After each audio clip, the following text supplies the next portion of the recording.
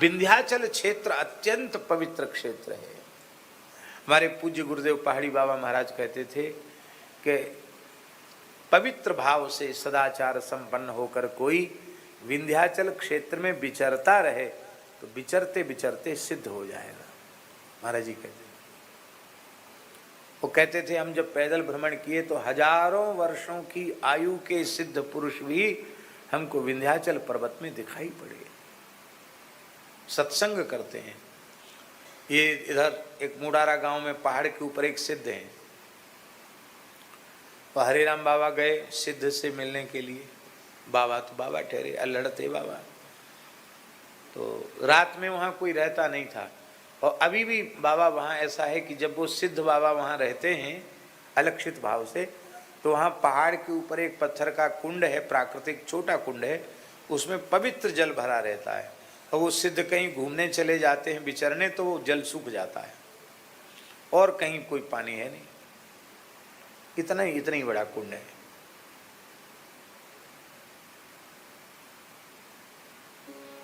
तो जल भरा रहता तो लोग कहते सिद्ध बाबा इस समय यहीं कहीं विचरने नहीं गए।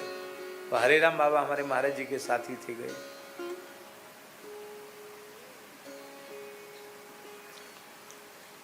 रात्रि में वहां कोई रहता नहीं, बाबा रात में गए, आधी रात को पहुंच गए वहां, पैदल चलते चलते पहाड़ चढ़ते चढ़ते और पहुंच गए। सीताराम सीताराम बोलने लगे, वहां कोई दिखाई ना पड़े।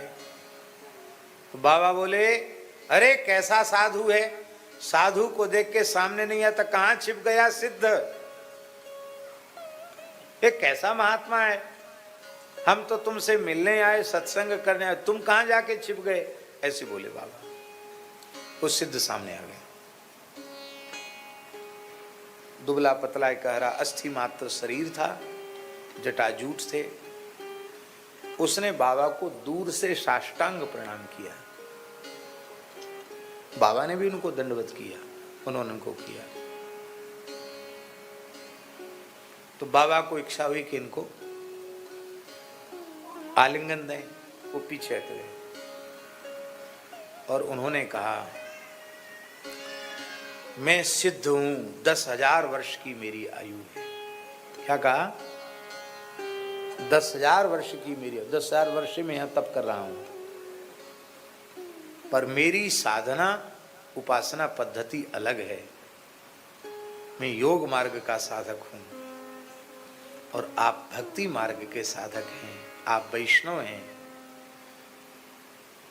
उस सिद्ध ने कहा आप धन्य हैं, आप भक्त हैं, वैष्णव हैं, मैं आपका स्पर्श करने के लायक नहीं।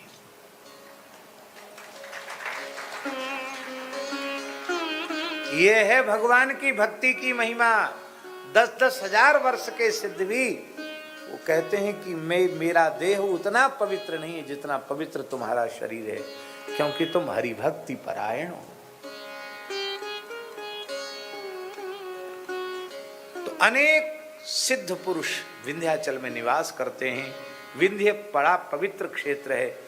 और अभी इस बार हमने श्रीमद् देवी भागवत का मूल पारायण किया, तो उसमें विंध्याचल की बड़ी महिमा है।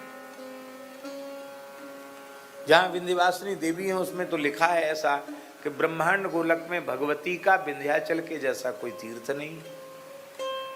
उसमें लिखा है देवी भागवत में कि यत्र तत्र तो सती के अंग प्रत्यंग गिरे हैं, पर यहाँ भगवती अपने संपूर्ण ऐश्वर्य के सहित इस पर्वत पर विराजमान है, इसलिए इसको मणिद्वीप समझो और ये सर्वोपरि भगवती का तीर्थ है, ऐसा देवी भागवत में लिखा है।